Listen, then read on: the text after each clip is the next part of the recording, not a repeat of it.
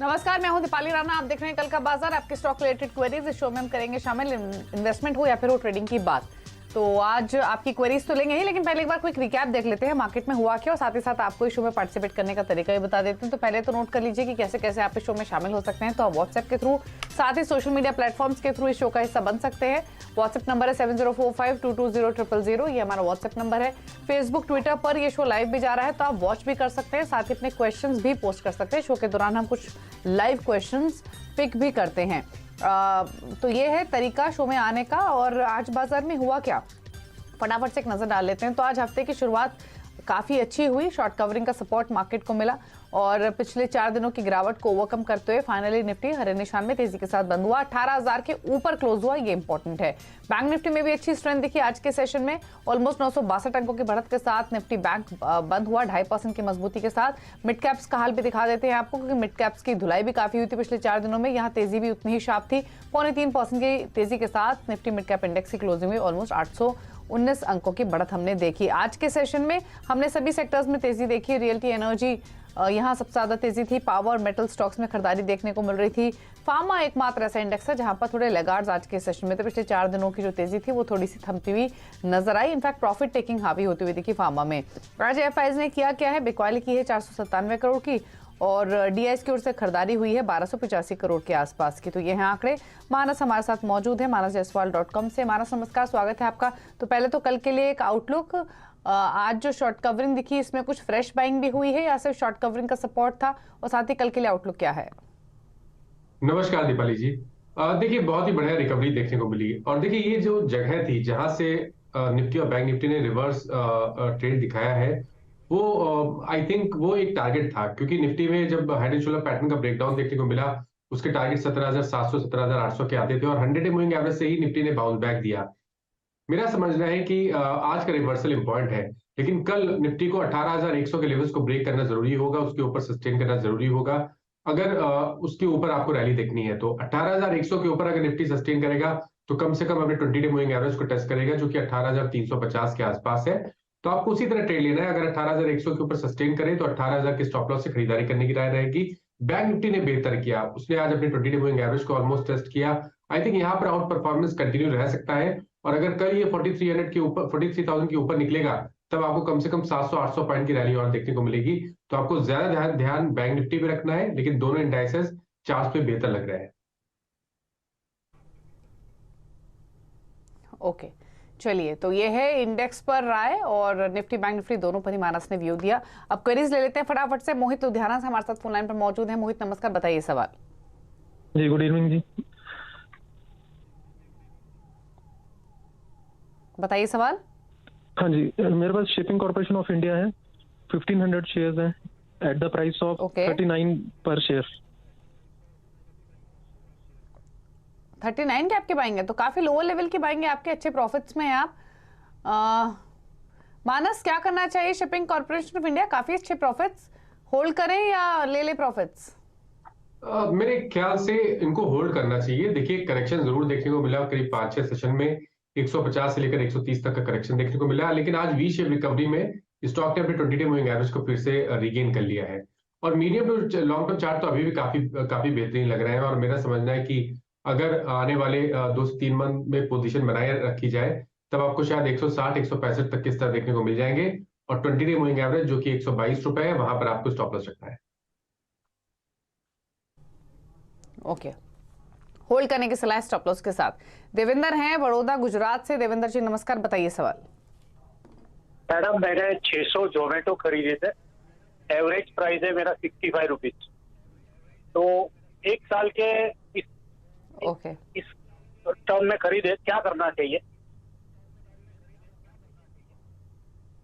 Okay, 1 साल के लिए जोमेटो 65 रुपए की बाइंग है, 58 पर कर रहा है ट्रेड। खरीदा तो आपने नीचे है, लेकिन उन स्तरों से भी नीचे आ गया स्टॉक, काफी नुकसान दिया भी है इसने। क्या करना चाहिए मानस अब जोमेटो में? देखिए, अब आपको स्टेप बाय स्टेप चलना पड़ेगा। अभी आप 1 साल का व्यू लेना आई थिंक जोमेटो पे टेक्निकली थोड़ा डिफिकल्ट है। लेकिन एक बहुत पॉजिटिव चीज आज हुई है कि जो रैली हमने 40 रुपए से लेकर 72-73 रुपए तक देखी थी, उसके 50% रिट्रेसमेंट लेवल के आसपास आके आज स्टॉक ने सपोर्ट ले लिया और वहां पर रिकवरी देखने को मिली है। तो एक चीज तो दिख रही है कि 50 रुपीज के आसपास एक स्ट्रॉन्ग सपोर्ट स्टॉक में बना हुआ है। ₹50 के नीचे आपको स्टॉप लॉस रखना है। अगर 62 के ऊपर सस्टेन करेगा तब आपको एक फिर से एक रैली देखने को मिलेगी, जिसपे शायद जो 72 73 के भाव देखने को मिले थे, उसके ऊपर के भाव शायद 84 85 तक के स्तर भी देखने को मिल जाएंगे। तो बने रहिए, ₹50 का स्टॉप लॉस लगाइए। ओके, होल्ड करने की सलाह है ₹50 के स्टॉप लॉस के साथ। मनोज है बड़ौदा से। मनोज जी नमस्कार, बताइए सवाल। नमस्ते मैडम जी। मैडम जी, मेरे पास मोरपन लैब लिया है मैंने अभी 10 दिन पहले। 600 शेयर लिए हैं ₹33 के भाव से। तो क्या टारगेट एक्सपेक्ट कर सकता हूँ मैं इसमें? आपका होराइजन क्या है? कितने समय के लिए रखना चाहते हैं इसे? तकरीबन 2 महीने और। ओके, 2 मंथ्स का व्यू। मोरपन लैबोरेटरीज 33 की बाइंग है, 39 पर कर रहा है ट्रेड। तो क्या सजेशन मानस इनके लिए 2 महीने के पर्सपेक्टिव से? तो देखिए, काफी वोलेटिलिटी हमने देखी पिछले करीब 3-4 हफ्ते में। हमने काफी वोलेटिलिटी देखी है स्टॉक में। आज हाई लेवल पे 48 के आसपास स्टॉक ने टॉप बनाया, वहां पे प्रॉफिट बुकिंग देखने को मिली। लेकिन एक ही दिन में स्टॉक ₹10 करेक्ट हो गया 48 से लेकर 38 तक। तो ये थोड़ा रिस्की ट्रेड जरूर है, लेकिन क्योंकि ₹36 ₹35 पे सपोर्ट दिखता है स्टॉक में, इसलिए मेरी राय में ₹34 का स्टॉप लॉस लगाइए, बने रहिए स्टॉक में। फिर से शायद रिकवरी आपको देखने को मिलेगी अगर ये 41-42 के ऊपर सस्टेन करेगा, और उस रिकवरी में आपको वापस 48-50 तक के स्तर देखने को मिल जाएंगे। बट हाई लेवल पे आई थिंक एक बार प्रॉफिट बुक कर ले तो बेहतर रहेगा। ओके, प्रेम कुमार है अब हमारे साथ पंजाब से। प्रेम जी नमस्कार, बताइए सवाल। मेरा सवाल है जी कि उसमें मैंने बाई किए थे शेयर 50 लैब डॉक्टर लाल पैथलैब्स।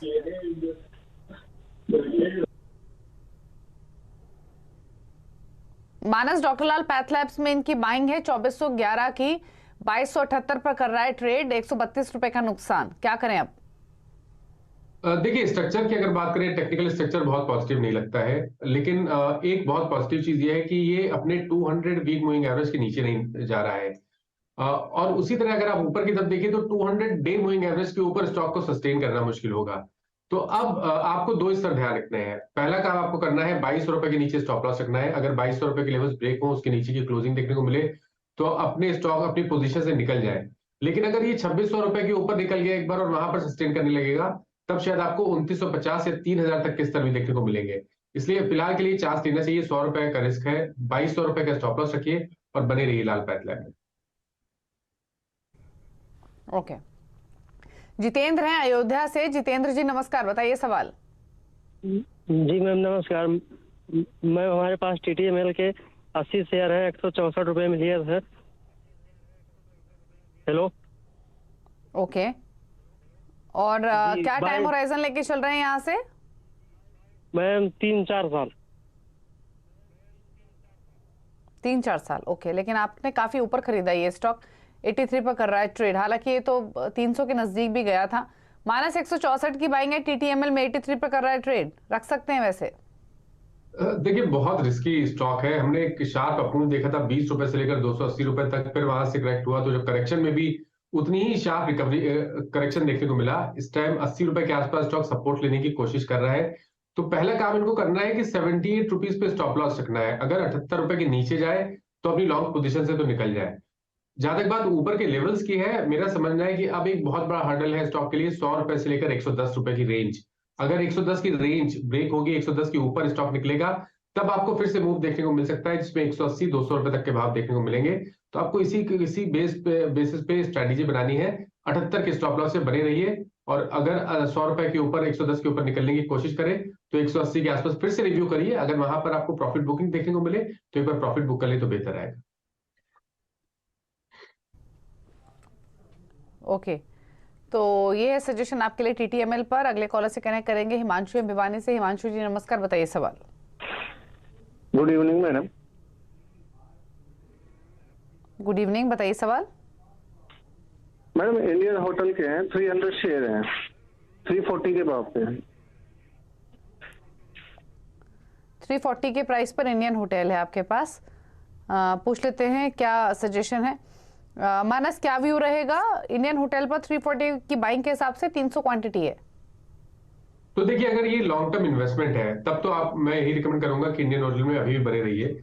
स्टॉक करेक्ट हुआ है लेकिन अपने 200 डे मूविंग एवरेज के ऊपर ट्रेड कर रहा है। Medium to long term charts अभी भी बेहतर लग रहे हैं। आई थिंक अगर एक बार ये 220 320 के ऊपर 330 के आसपास निकलेगा तब फिर से रैली रिज्यूम हो जाएगी और शायद पिछले हाईस को ब्रेक करके ये 375 380 की रेंज में जाने की कोशिश करेगा। तो मेरी राय में इंडियन होटल्स में बने रहना चाहिए और 200 डे मूविंग एवरेज जो कि 280 रुपए है उसके नीचे आपको स्टॉप लॉस रखना है। ओके, होल्ड करने की सलाह है। कुलदीप है हमारे साथ लुधियाना पंजाब से। कुलदीप नमस्कार। मैडम नमस्कार जी। मैडम मेरे पास बताइए सवाल। कंपनी के मेरे पास 4 कंपनी के शेयर हैं। जुबिलेंट फूड है 130 shares at the rate of 625, Aarti industries 100 shares at the rate of 755, D mart 30 shares at the rate of 4300, India mart 20 shares at the rate of 6000। Okay, 3 से 5 मैं आपके दो stocks ले लेती हूँ कोई। कुलदीप जी, जुबिलेंट फूड वर्क्स में 625 की बाइंग बताई आपने और इंडिया मार्ट में 6000, करेक्ट? और आपका ये इन्वेस्टमेंट है? यस, हाँ जी। ओके, मानस जुबिलेंट फूड वर्क्स 130 स्टॉक्स हैं, 625 की बाइंग है, 100 रुपए नीचे इनके प्राइस से। दूसरा है इंडिया मार्ट, यहाँ पर भी इनकी काफी ऊपर की खरीदारी है, 20 शेयर्स इन्होंने लिए हुए हैं और 6000 की इनकी बाइंग है। तो बताइए दोनों स्टॉक्स में क्या करें? रख सकते हैं, ऑल्दो इन्वेस्टमेंट है क्योंकि, बट क्या सजेशन रहेगा आपका? देखिए, पहले तो जुबिलेंट फूड की अगर हम बात करें तो जुबिलेंट फूड में हमें लोअर टॉप लोअर बॉटम जरूर दिख रहे हैं, लेकिन अब कहीं ना कहीं स्टॉक बेस बनाने की कोशिश कर रहा है 500 और 510 की रेंज में। लेकिन कंफर्मेशन तभी आएगा जब स्टॉक 540 के ऊपर निकलेगा। अगर 540 के ऊपर निकलेगा तब समझ लीजिएगा कि एक शॉर्ट टर्म बॉटम बन गया और रैली फिर से आपको देखने को मिल सकती है 620 तक। तो जुबिलेंट फूड में बने रहने की कोशिश करिए। 490 का अब आपको स्टॉप लॉस रखना है। दूसरा स्टॉक इन्होंने इंडिया मार्ट का बताया, जहां पर हमने एक शार्प करेक्शन पिछले 2-3 दिनों में देखा, लेकिन अगर आप यहां पर भी देखेंगे तो आपको लोअर लेवल पे 4050 के आसपास एक सपोर्ट दिखेगा। तो 4050 का स्टॉप लॉस रखिए, बने रहिए। 4400 के ऊपर निकलेगा तब आपको 4700 और उसके ऊपर शायद 4900 तक के भाव देखने को मिल जाएंगे। ठीक है, तो ये है सजेशन आपके लिए। आपकी दोनों ही होल्डिंग्स पर होल्ड कर लीजिए, स्टॉप लॉस जरूर मेंटेन कीजिए, ये व्यू है। चलिए, इसके अलावा अब सहदेव जाला हमारे साथ मौजूद है वडोदरा से। सहदेव नमस्कार, बताइए सवाल। मैडम मेरा सवाल ये है, एफए इंडिया के मेरे 150 शेयर हैं, एवरेज प्राइस है 1078 और दूसरा आईसीआईसीआई बैंक 164 शेयर है, उसका एवरेज प्राइस 863 है।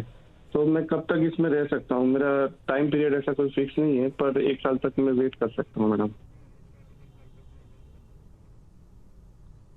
ठीक है, मानस आईसीआईसीआई बैंक 164 शेयर्स 863 की बाइंग है। एफएल इंडिया में 150 स्टॉक्स हैं, 1078 की बाइंग है। तो आईसीआईसीआई बैंक तो इनके भाव से ऊपर ट्रेड कर रहा है और ऐसा कोई टाइम होराइजन इन्होंने सेट किया नहीं है। तो क्या सजेशन दोनों शेयर्स में? देखिए, एप्पल इंडिया का जो medium to long term chart है वो बहुत पॉजिटिव नहीं लगता है, लेकिन शॉर्ट टर्म चार्ट पे आज रिवर्सल के साइन देखने को मिले हैं। तो आई थिंक एक रिकवरी देखने को मिल सकती है जिसमें 1150 तक किस तरह आपको देखने को मिल जाएंगे। इसलिए 1000 के स्टॉप लॉस से एप्पल इंडिया में बने रहने की कोशिश करिए।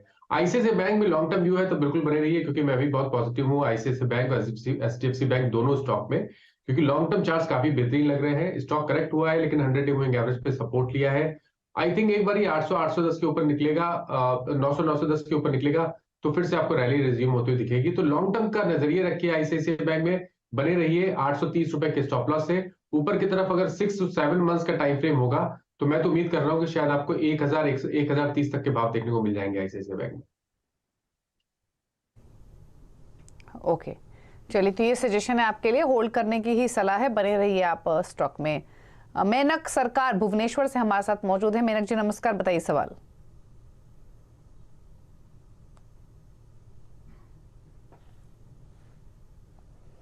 सवाल पूछिए प्लीज।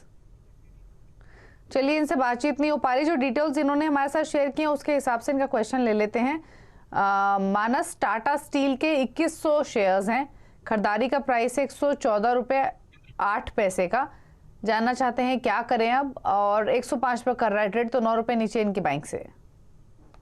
देखिए, मेटल को ट्रेड करना थोड़ा डिफिकल्ट होता है, चाहे वो तो मीडियम टर्म के लिए, लॉन्ग टर्म के लिए हो या तो शॉर्ट टर्म के लिए हो, थोड़ा डिफिकल्ट लगता है मेटल में ट्रेड करना।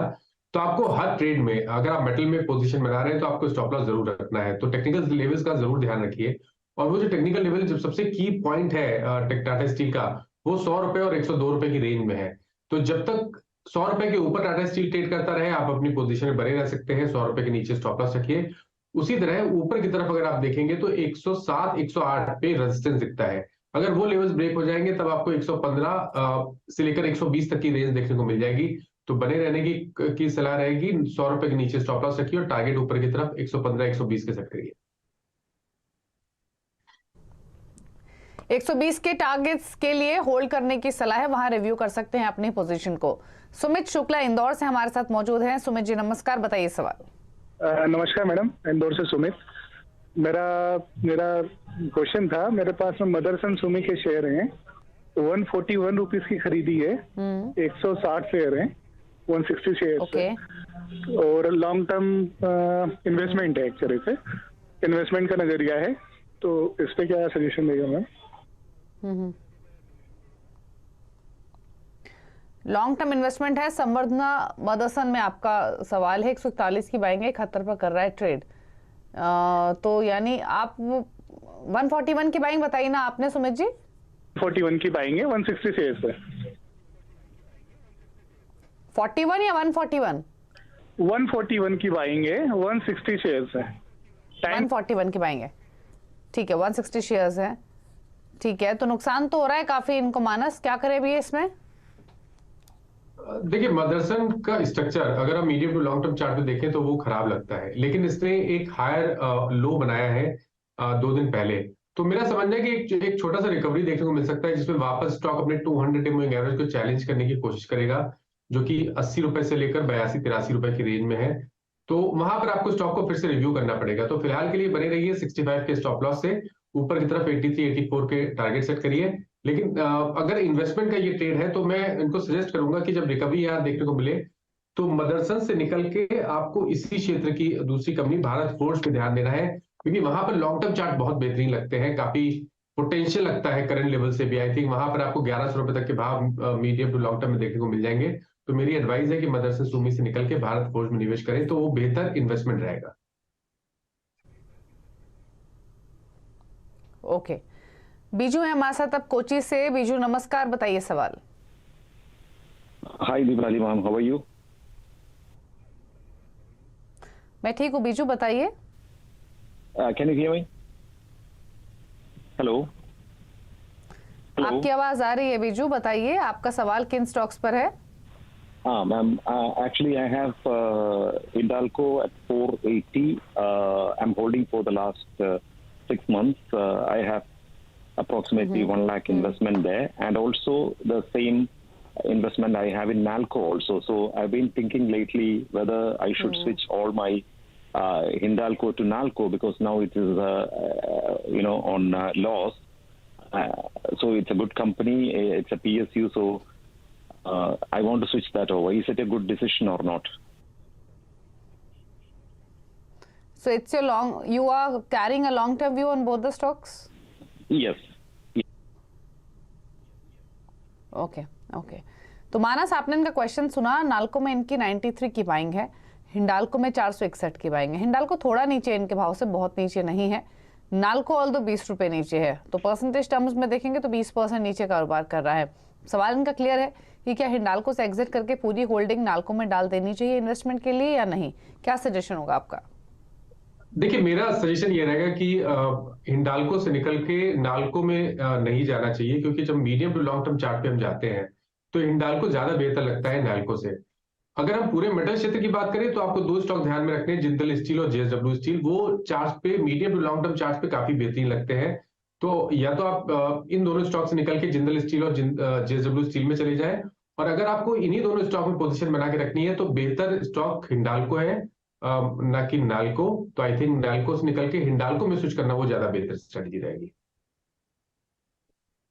आप देख रहे हैं कल का बाजार। मानस है हमारे साथ आपकी क्वेरीज को आंसर करने के लिए। कुछ सवाल सोशल मीडिया से पिक कर लेते हैं और शुरुआत करते हैं ट्विटर के साथ। सत्य प्रकाश त्रिपाठी एक सवाल भेज रहे हैं कोलकाता से। शिवा सीमेंट पर लॉन्ग टर्म होल्डिंग है, 1000 शेयर है, 20 रुपए की बाइंग है शिवा सीमेंट। मानस अगर आप इस स्टॉक को ट्रैक कर सके तो बताइए क्या सजेशन इनके लिए? नहीं, माफ करिएगा, मैं चार्ट नहीं देख पा रहा हूँ शिवा सीमेंट्स के। ठीक है, विकास पुरी ने एक सवाल भेजा है, विकास सूरी ने, माफ कीजिए, लखनऊ से। M&M फाइनेंशियल पर इनका सवाल है, 10 शेयर्स हैं, 999 की इनकी बाइंग है और जानना चाहते हैं क्या करें। मानस, शायद स्टॉक कोई और है क्योंकि 1000 रुपए की ये बाइंग बता रहे हैं, MMFL करके इन्होंने ये डिटेल्स लिखी हैं। तो एक बार स्किप कर देते हैं इस क्वेश्चन को, चेक कर लेते हैं पहले कौन सा स्टॉक है और उसके बाद इसको। MM फोर्जिंग है, माफ कीजिए मानस, MM फोर्जिंग पर इनका सवाल है, इनकी बाइंग है 999 की और 829 पर ये स्टॉक कर रहा है ट्रेड। ओके, तो 832 के आसपास स्टॉक ट्रेड कर रहा है। देखिए, स्टॉक ने रिकवरी दिखाई है लोअर लेवल पे। आई थिंक क्योंकि सपोर्ट दिखता है 750 पे, तो मेरी राय रहेगी 750 का स्टॉप लॉस रखिए, बने रहिए। 920 रुपए के ऊपर निकलेगा तब आपको कम से कम 1020 1030 तक के स्तर देखने को मिल जाएंगे। ओके, होल्ड करने की सलाह है, 120 तक जाने की प्रोबेबिलिटी है, वहां पर रिव्यू कर सकते हैं अपनी पोजीशन को। देवेश एक सवाल भेज रहे हैं, चंबल फर्टिलाइजर पर इनका सवाल है, 295 की बाइंग है। एक स्टॉक है दीपक नाइट्राइट, यहाँ 1964 की बाइंग है, व्यू है टिल बजट। तो देखिए, चंबल पे बने रहने की कोशिश करिए, 270 रुपए का स्टॉप लॉस लगाइए। 300 रुपए के ऊपर निकलेगा तो पहला टारगेट 300 रुपए 330 का रहेगा और उसके ऊपर शायद 360 तक के स्तर देखने को मिल जाएंगे। दीपक नाइट्राइट में कोई बाउंस बैक देखने को मिले तो यहाँ पर निकलने की कोशिश करिए, क्योंकि यहाँ पर स्ट्रक्चर वीक हो चुका है। तो यहाँ पर आप खरीदारी केवल और केवल 2110 रुपए के ऊपर करेंगे, उससे पहले रिकवरी देखने को मिले और 2050 के आसपास स्टॉक आए तो वहां पर निकलने की कोशिश करिए। फेसबुक से सवाल लेते हैं, पार्थ शाह एक सवाल भेज रहे हैं, भेल पर 64 रुपए की बाइंग है, दूसरा बैंक ऑफ महाराष्ट्र 24 रुपए की बाइंग है। देखिए, भेल पे 64 रुपए की बाइंग है तो बने रहिए। 70 रुपए के नीचे स्टॉप लॉस लगाइए। मेरा समझना है कि ट्रेंड अभी बहुत पॉजिटिव बना हुआ है और शायद आपको यहाँ पर 97 98 तक के स्तर भेल में देखने को मिल जाएंगे। दूसरा स्टॉक मैं सुन नहीं पाया, प्लीज रिपीट कर दीजिए। बैंक ऑफ महाराष्ट्र 24 रुपए की बाइंग।